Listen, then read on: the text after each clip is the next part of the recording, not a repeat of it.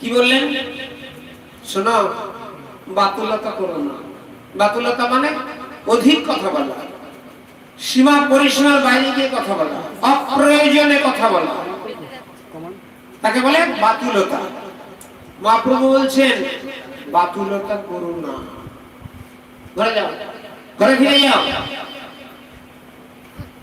কারণ ঘরে ফিরতে বললেন কেন? তারপরে গিয়ে বলছেন ক্রমে ক্রমে পায় লোক ভব সিন্ধু কুল। ভব সিন্ধু, সিন্ধু মানে সাগর। কোন সাগর? বলে ভবসাগর। ভবসাগর কোনটা? বলে এটাই ভবসাগর। এই যে একটু আগে গুরু বন্দনা বলছে না, ভবসাগর তারণ কারণ হে, বলছে ভবসাগর। কোন সাগর? বলে ভবসাগর। কোথায়? বলে এইটাই তো ভবসাগর। সাগরে জল থাকে, আর এই ভবসাগরে কি থাকে? বলে এখানে আছে জল নেই, এখানে আছে শুধু কামনা, বাসনা, লোভ। এই ভবসাগরের এটাই বৈশিষ্ট্য। সাগরে জল থাকে আর ভবসাগরে থাকে শুধু কামনা। আপনি 100টা লোককে ডেকে জিজ্ঞাসা করুন, এমন কোন ব্যক্তি হয়তো পাওয়া যাবে না যে যার কোনো কামনা নেই, বাসনা নেই, কিচ্ছু নেই। তাই বলছে কামনা শূন্য লোক পাওয়া বড় মুশকিল। অথচ ভাগবত শাস্ত্র বলছেন যে তুমি কামনা বাসনা করে, কামনা বাসনায় লিপ্ত হয়ে সংসারের এই যে এত কিছু করছো, আচ্ছা নিয়ে যেতে পারবে? কিচ্ছু নিয়ে যেতে পারবে? একখানা আদলা ইট ইটের কণা নিয়ে যেতে পারবে? কিচ্ছু নিয়ে যেতে পারবে না। তাহলে তুমি কামনা বাসনা করে যে এত কিছু করছো, লাভ কি? তাহলে প্রশ্ন জাগে যে প্রভু তাহলে কি করবো না? শাস্ত্র গ্রন্থ বলছেন করো, করো, কিন্তু বাসনাটা থাকবে প্রভুর। বলে এই যে বাড়িটা করছো কার জন্য? বাড়িটা কার? বলে প্রভুর। বলে গয়নাগাটি কার? বলে প্রভুর। তাই বলছে সবকিছু করো, কামনা বাসনা যদি থাকতে হয় প্রভুর চরণ, আর সবকিছু করো এবং সবটাই তার এই চিন্তা করে করো।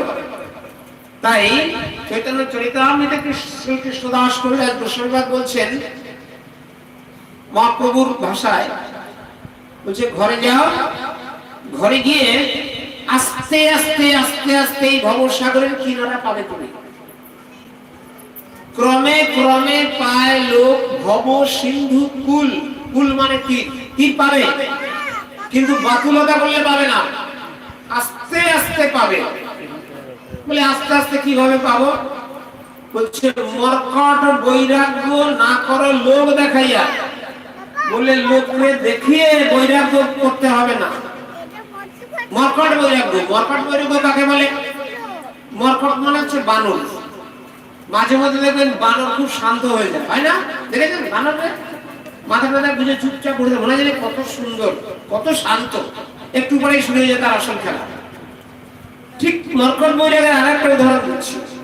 শ্মশানে যখন কোনো মৃত ব্যক্তিকে পোড়াতে নিয়ে যায়, চিতা যখন দাউ দাউ করে জ্বলে, তখন দেখবেন অধিকাংশ মানুষ বলে এই তো জীবনের সব, চিতাতেই সব শেষ, না আর এসব করবো না, ভালো থাকবো, ভগবানকে ডাকবো। কত মনে হচ্ছে যেন তখন তার মতো সাধু আর দ্বিতীয়টা নাই। চিতা হয়ে গেল, চিতা ধোয়ান হয়ে গেল, শ্মশান ছেড়ে বাড়ি চলে এলো, আধা ঘন্টা ঘন্টা পরে আবার যাত্রা শুরু হয়ে গেল। তাহলে ওই যে আধ ঘন্টার জন্য বৈরাগ্য একেবারে তার মতো সাধু আর নেই। বলে এটাকে বলে মর্কট বৈরাগ্য। ক্ষণকালের জন্য বৈরাগ্য ভাব, বলে ওটা মর্কট বৈরাগ্য। বলে লোক দেখানোর জন্য মর্কট বৈরাগ্য কখন অবলম্বন করবে না। বৈরাগ্য যদি পালন করতে হয় মনে বনে কোণে, লোককে দেখানোর জন্য বৈরাগ্য পালন নয়। বৈরাগ্য পালন করো নিভৃতে, নীরবে, নির্জনে, আপন মনে নিজের ভেতরে বৈরাগ্যকে পোষণ করো, যে বৈরাগ্য ভগবানের দিকে টেনে নিয়ে যাবে, তার সাথে সম্পর্ক স্থাপন করে দেবে।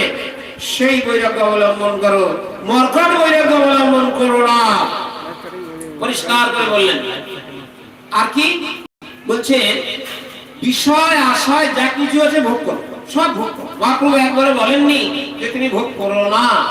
যারা বলেন যে বৈষ্ণব হতে গেলে সংসার ছাড়তে হবে, বৈষ্ণব হতে গেলে বিবাহ করা যাবে না, স্ত্রী থাকবে না, স্বামী থাকবে না, বাড়িতে এসি বসানো যাবে না, ভুল ধারণা।